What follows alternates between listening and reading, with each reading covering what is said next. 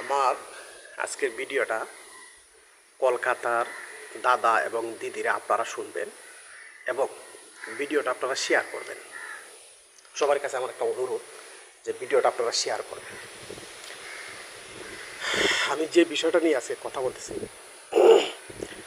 যে স্ক্রিনের মধ্যে যে বাইটার ছবি দেখতেছেন, এই বাইটার ব্যাপারে আপনারা ভিডিওটা শেয়ার করবেন।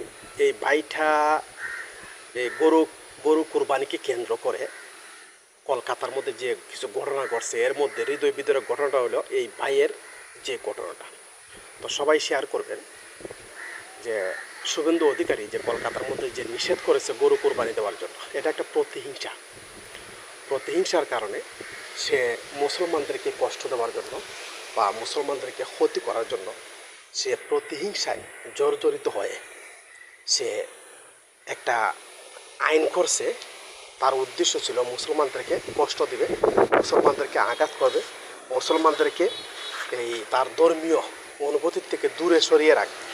কিন্তু যে মুসলমানদের কষ্ট হয়েছে কি, এটা তো সবাই দেখতেছে। মুসলমানদের কষ্ট হয় নাই বা মুসলমানদের কোনো ক্ষতিও হয় নাই বা মুসলমানদের কোনো বড় ধরনের কোনো উল্লেখযোগ্য কোনো ক্ষতি না হলেও সেই শুভেন্দু অধিকারী সে বুঝতে পেরেছে বা দেখতে পাচ্ছে যে তার স্বগোত্রীয় হিন্দু ভাই বোনদের অসহায়ের আত্মচিৎকার সে দেখতে পেয়েছে।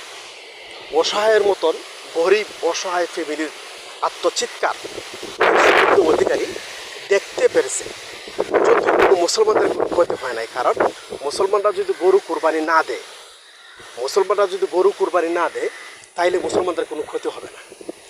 মুসলমানদেরকে কেউ ধর্ম থেকে বিতাড়িত করে দেবে না, মুসলমানদেরকে কেউ এই কোনো ধরনের আক্রমণ করবে না বা তারা ধর্মীয় আঘাত ও অনুভূতির উপর আঘাত করবে না। কিন্তু যে সমস্ত হিন্দু ভাইরা ছিল, তাদের যে বিরাট ক্ষতি হয়েছে, এই জিনিসটা আমরা নেটের যুগের মাধ্যমে আমরা দেখতে পেয়েছি।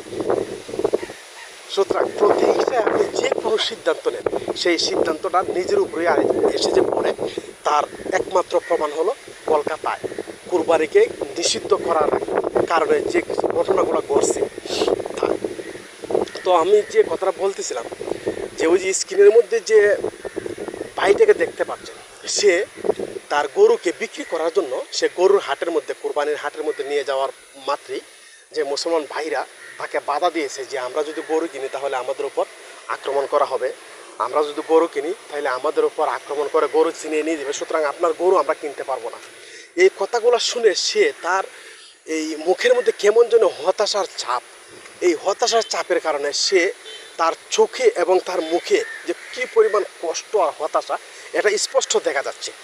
তো এই ভাইটার ব্যাপারে আমি কিছু কথা বলতে চাই। আমি একটু তথ্য নিয়েছিলাম, একটা তথ্যের মধ্যে পেলাম যে ওই দাদা ভাইটা, এই ছোট্ট ভাইটা তার বোনকে বোনের বিয়ের জন্য টাকা পয়সা জোগাড় করার জন্য সে একটা গরু নিয়ে গেছিল।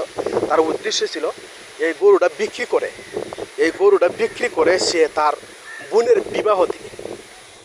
চিন্তা করছেন, একটা ভাইয়ের স্বপ্ন বোনকে সুন্দর ভালো একটা জায়গার মধ্যে বিয়ে দেওয়া এবং কিছু টাকা পয়সা খরচ করে বোনকে আনন্দের সাথে বিদায় দেওয়া, এটা একটা ভাইয়ের স্বপ্ন।